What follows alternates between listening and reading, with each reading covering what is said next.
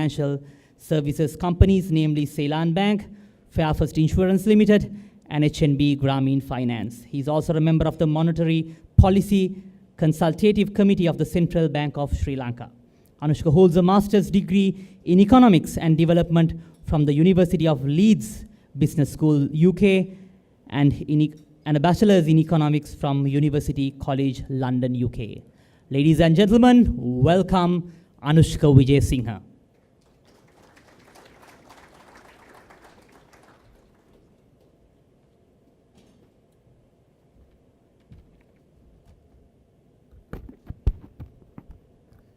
Good morning, ladies and gentlemen.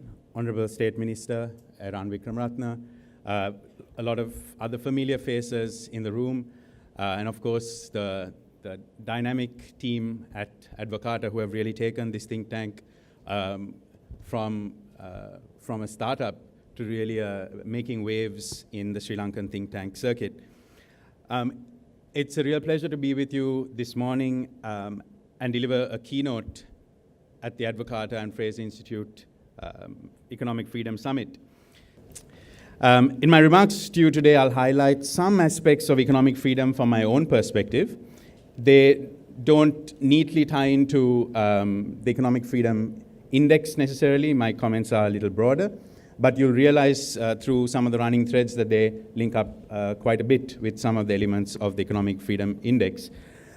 So much of these remarks will be from my own perspective, from a personal viewpoint, and some of them may find resonance with you and try to provide some food for thought for further discussion, whether it's today during the rest of today's proceedings or for institutions like Advocata to take forward later on.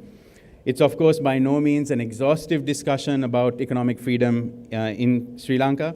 I'm sure you'll find many things that you wish I had said, and you'll find fault with me for that. But I'll try and keep it to some perspectives for you to ponder on. My keynote will be in three parts. Part one is some thoughts on policy orientations and the role of the state. Might be an unusual point to start on, given that this is largely a free market discussion, but I think it's an important discussion to have on policy orientations and the role of the state. In part two, I flag a few examples of contradictions or tensions in our economic debate where I think the lens of economic freedom needs to come in very strongly and very quickly in order to enrich the debate here in Sri Lanka. And part three my comments in part three will really be about how can we create and shape a popular narrative around economic freedom in our country. So let's dive right into part one with a few thoughts on policy orientations and the role of the state. I must state up front that I'm not necessarily a believer of absolutes, either blindly following that market forces can solve everything and we should just leave it to that, or that the state must overbearingly do everything because there are too many market failures. I think to be absolute in this debate might not only be missing the opportunity to make real change and really influence policy, but might also be rather disconnected to the growing acknowledgement globally that there is a need for both the market and the state, so long as we get that balance right. But hey, I guess that's the big elephant in the room, getting that balance right, and we seem to have not got that balance right lately. I recall a conversation that I had with the chief of the UNIDO, United Nations International Development Organization, a year or so back. We were driving to the Slintech nanotech facility in Homagama, and we had a chance to chat. I asked him, having seen so many policy orientations across the world with his work, what would his one piece of advice be to Sri Lanka?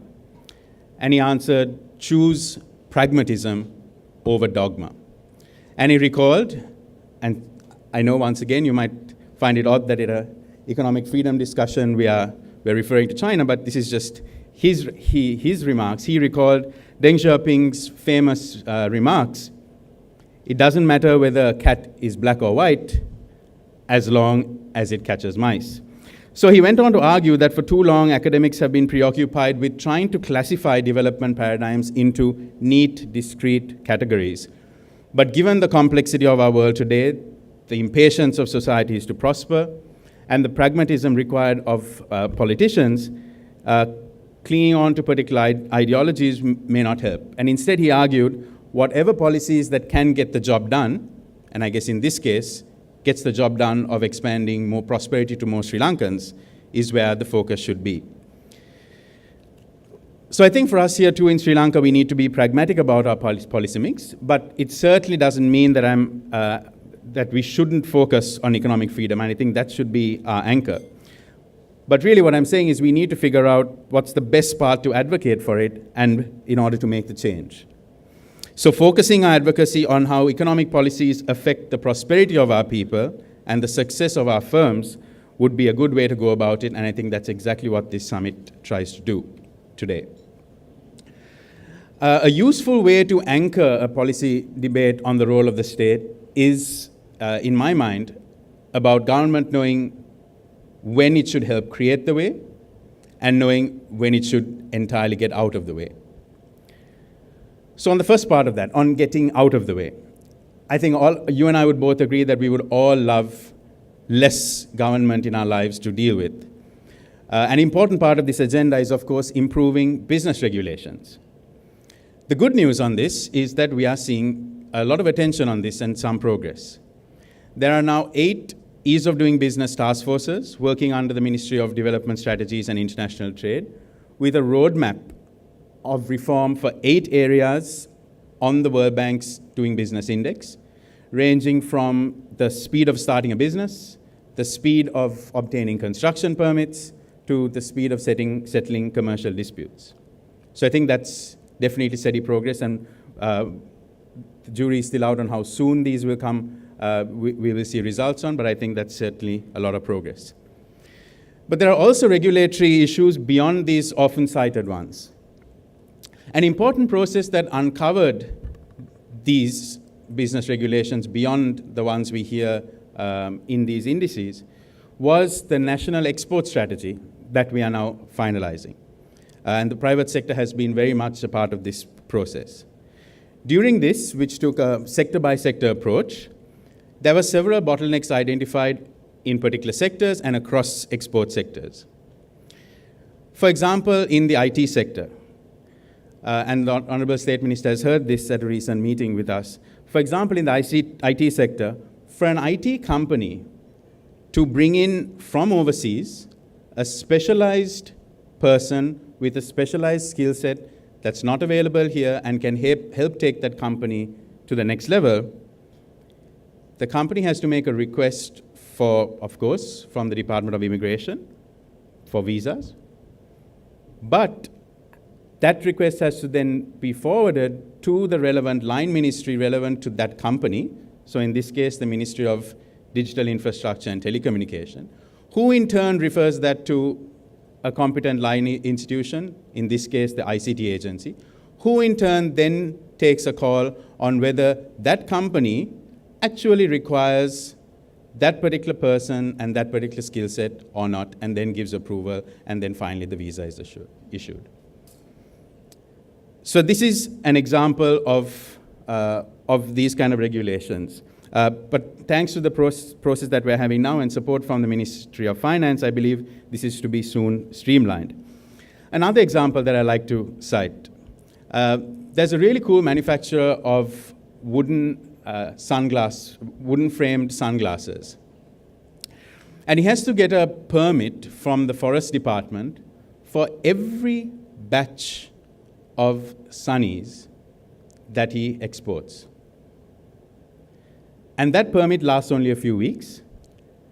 And even if hundreds sunglass frames are made from just one tree and he's got the permit that this has been sustainably forested and so on, he has to get a permit for every single shipment.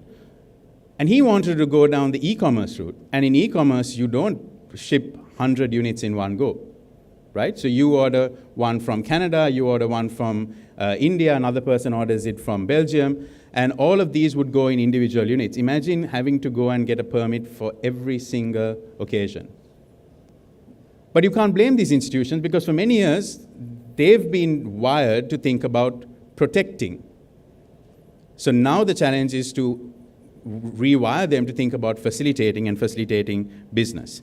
And there's an economic problem here, apart from just economic freedom and regulatory processes, because it makes a difference between him being able to capture value in Sri Lanka, retail value, versus capturing wholesale value, which is what he has to do now. And these are just some examples at the national level.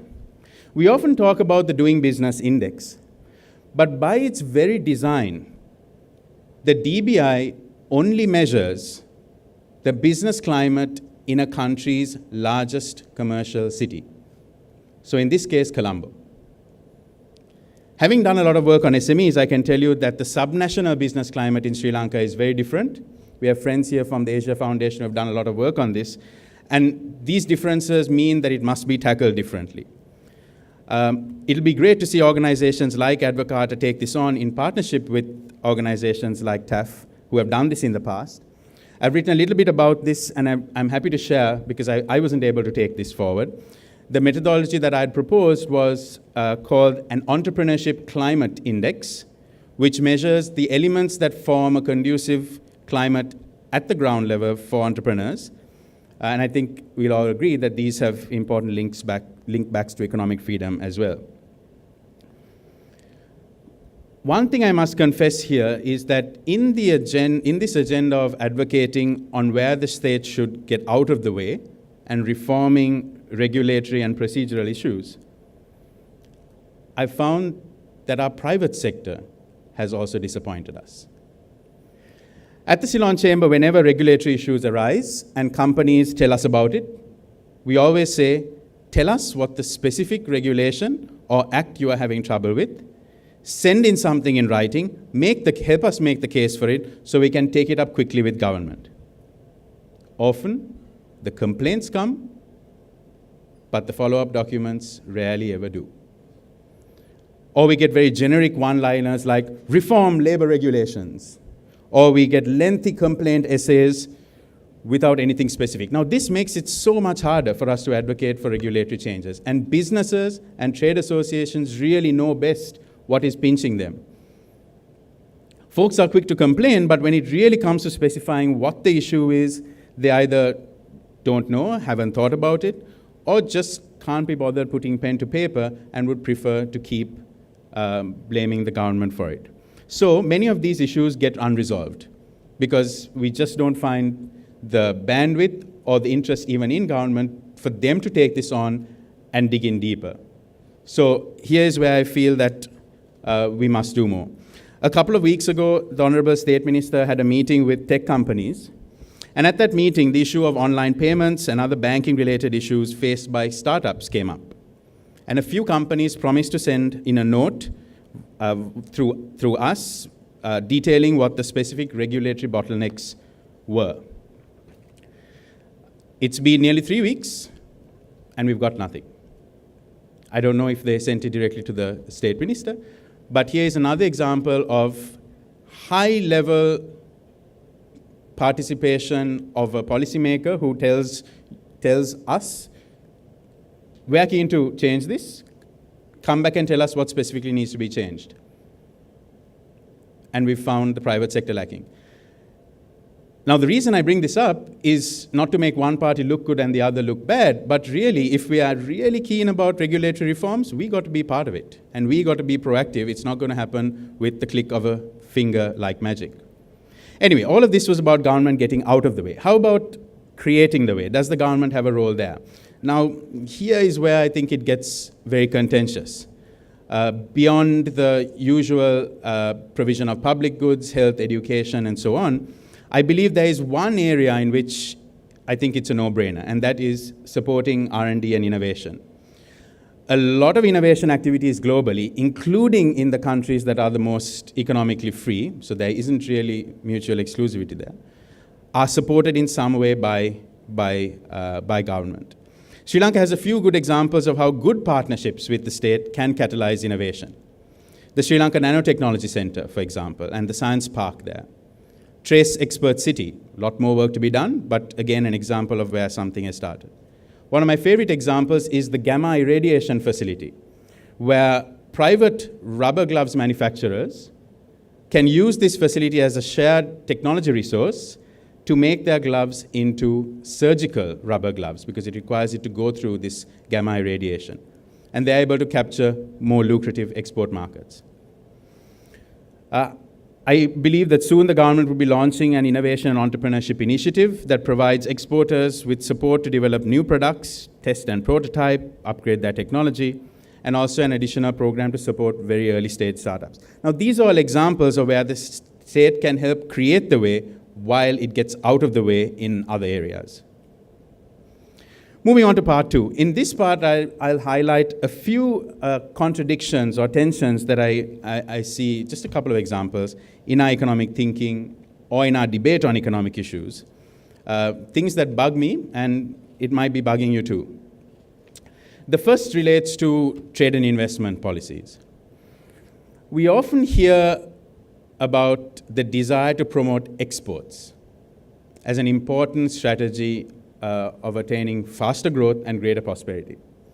Yet, we often also hear about the desire to curb imports. Exports good, imports bad.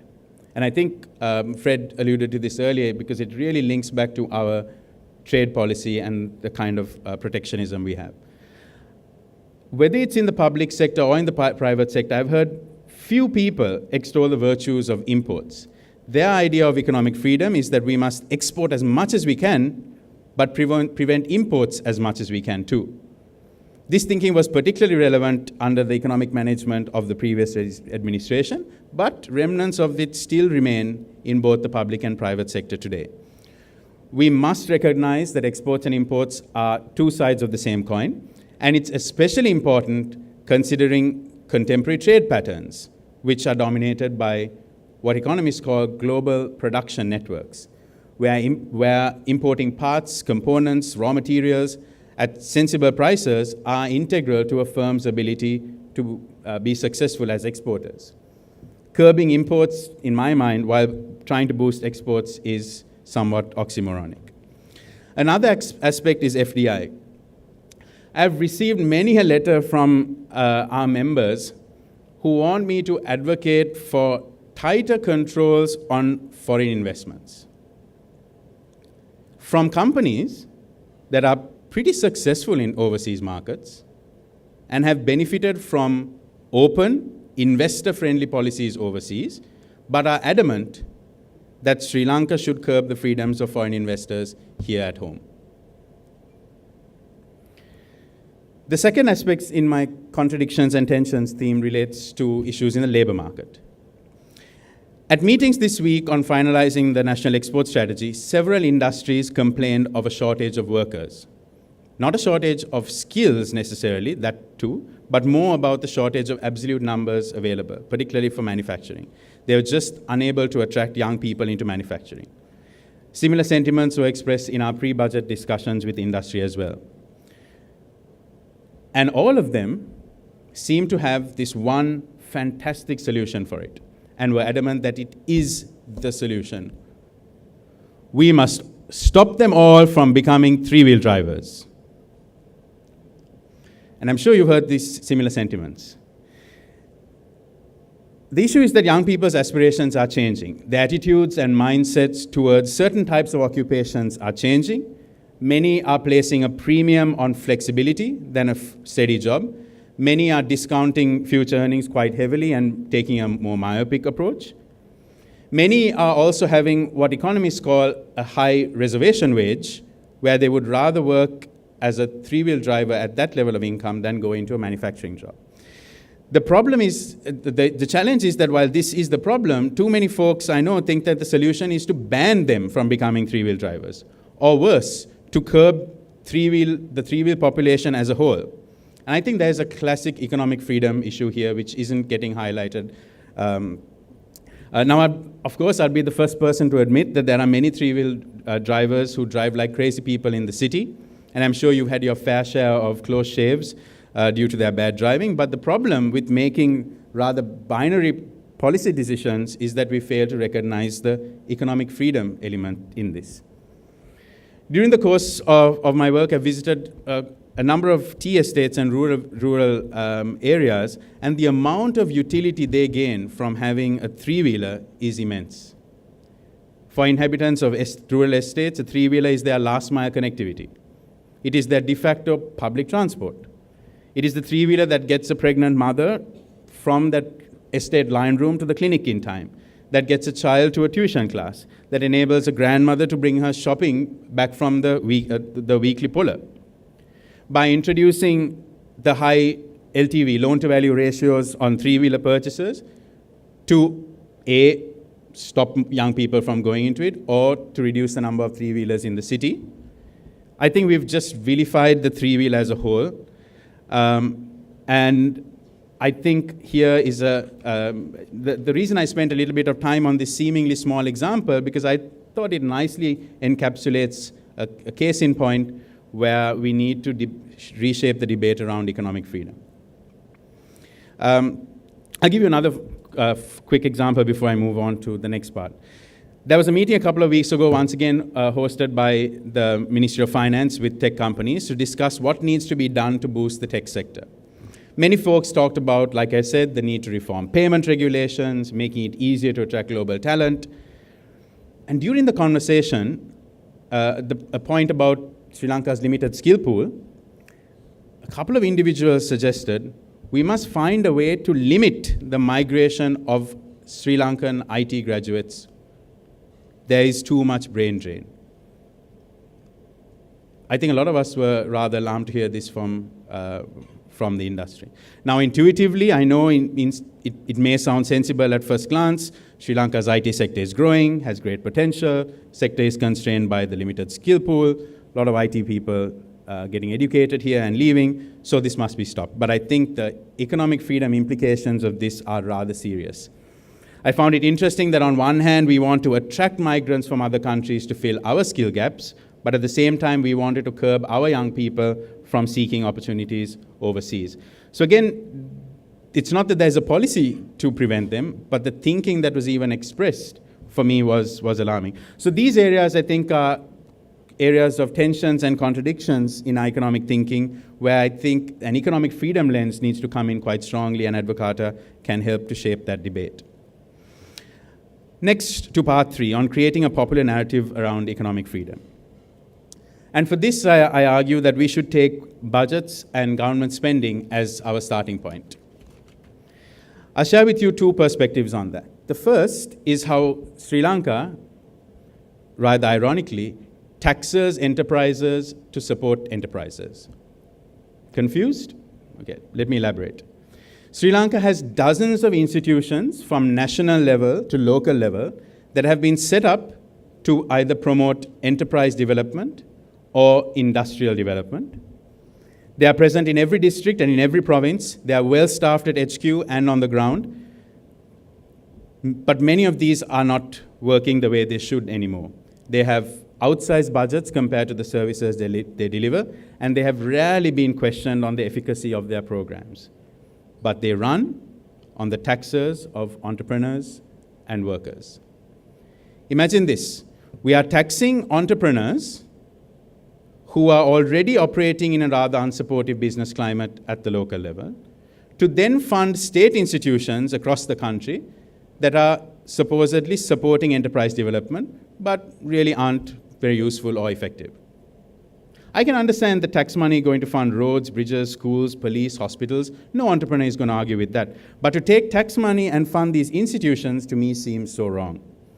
And to add insult to injury, it is these institutions that have been used to provide unemployed university graduates with jobs as so-called development officers.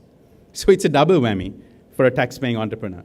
Not only did your tax money pay for someone's undergraduate education, but it's also going to pay the wages of that undergraduate to work in these institutions that have been set up to support enterprise development.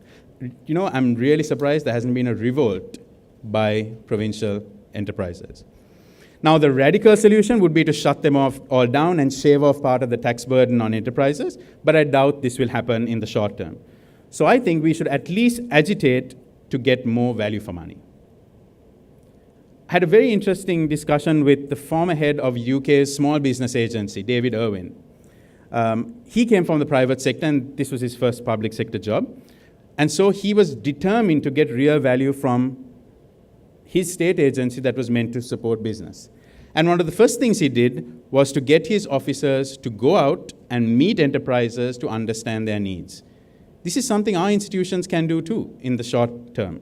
Get all of these officers to go out, be foot soldiers, meet enterprises, understand what they need, resolve their issues, or connect them to someone who can. So this is just one example of why we need a strong and popular narrative around the size of government, value for money for public spending, and overall economic freedom. The second perspective relating to this is about SOE losses. And I need to say up front of how proud I am to see Advocata take this issue head on. And in their first public document last year, it was totally dedicated to the issue of state-owned enterprises and kick-started a debate on SOEs that had been lost for many years. Taxation, SOEs, budgets have never really been sexy topics for anyone, but I think we need to make them sexy. We need to help people relate to these issues, help them understand how they matter to people's lives. A few years ago, I remember publishing a short blog post about SOEs where I made a small attempt to make them relatable. I put forward around 9 alarming facts about SOE losses. This was around 2014. The 2 that got the most attention were relating to the 2 airlines at the time, 2014. 1, the projected losses of the 2 state-owned airlines in the next 3 years will be 10 times what Sri Lanka spends each year on education-related welfare like textbooks, uniforms, and school meals. This is from the Ministry of Finance report back in 2014. The second one that got a lot of, that animated people. The losses of Mihin Lanka Private Limited in 2013 is equal to the entire amount the government spent in that year on crucial welfare programs like Triposha, Poshana Malla, and fresh milk for preschool children. Mihin had just 3 aircraft. These programs served over 1 million people. Suddenly you take this from an economic reform debate or an SOE reform debate, a public finance debate, fiscal prudence debate, into a debate around value for money and spending priorities for people. I think if we are to succeed in holding the public sector accountable for the money collected from current and future taxpayers, we need to get better at creating a more interesting narrative that gets more people animated.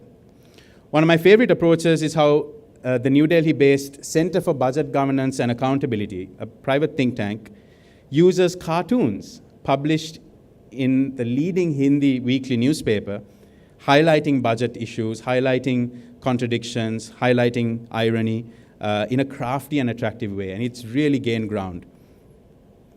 Maybe we need to go a step further, and we need a few gimmicks and public spectacles, Greenpeace style. Here are a few radical ideas I'd like to put to Advocata to think about pursuing. Ahead of the budget next month, take a Mercedes-Benz S-Class to the entrance of University of Colombo, park it there, and advertise that by cutting 1 luxury car from the Cabinet of Ministers, we can fund a state-of-the-art computer lab with 150 computers. For Vesak next year, have a massive butter cake dansala in the center of Kurunagala. And as you begin to cut up this massive butter cake for distribution, tell people about your research on food taxes and how much of their cake goes on tax. Stand outside the Sri Lankan Airlines office with bags of Triposha and flag how many more school meals estate children could have been provided. And by the way, child malnutrition in estates is the highest in the country. As the final bit to this part 3, I'd like to put forward 2 key areas for further thought. These both relate to part 3's main theme on how do we create a popular narrative among people and also among policymakers. The first really is about aligning ideas of economic freedom to other ideas of economic thought that may be more familiar to policymakers here and abroad. And in this, I submit that the conceptual framework of inclusive growth is probably the most compelling piece of mainstream economic thinking that matches economic freedom. The problem so far has been that we tend to conflate the idea of inclusive growth with redistribution or just welfare. Actually, inclusive growth is more about economic freedom than we realize. Inclusive growth is not just about more people benefiting from growth, but it's equally about more people being part of creating that growth. While redistribution simply means growth happens in a few sectors, in a few regions in the country, you take those surpluses and then you provide welfare. That model is what we followed during the colonial plantation economy. But inclusive growth is about enabling more sectors, more people, more regions of the country to play an active and productive role in generating that growth, not just in Colombo, but everywhere. And I think this is where the entrepreneurship climate comes in. This is where opportunity and freedom comes in. This is where fair play and better government performance comes in. Inclusive growth is really about creating a climate where more people in society, more entrepreneurs have the opportunity to thrive, and not being held back by bad procedures, an unfair or uneven playing field, or lack of investment in people's health and education. So that's one aspect for us to consider, linking economic freedom discussion to the inclusive growth discussion. The other final aspect is, how do we measure the outcomes of economic freedom in a way that matters to people? I think Fred highlighted some metrics, particularly around the usual GDP per capita income measures. And I think the most important contribution of the Economic Freedom Index is that it gives us a good sense of the input factors. What are the pillars or elements that tell us the degree of economic freedom in the country? We now need to look at how can we capture something beyond that? How can we capture the degree of economic freedom felt by economic agents in an economy? I think there's more work to be done on that, especially from a Sri Lankan perspective.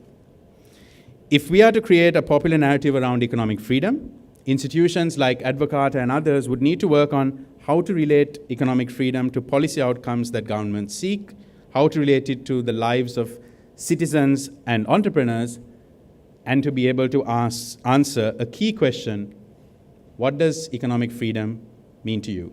Thank you very much.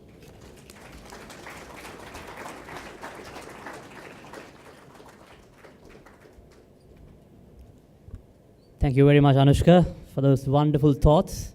Of course, Advocata is working on few more aspects, but also I would like to mention we need support from everyone, because now we are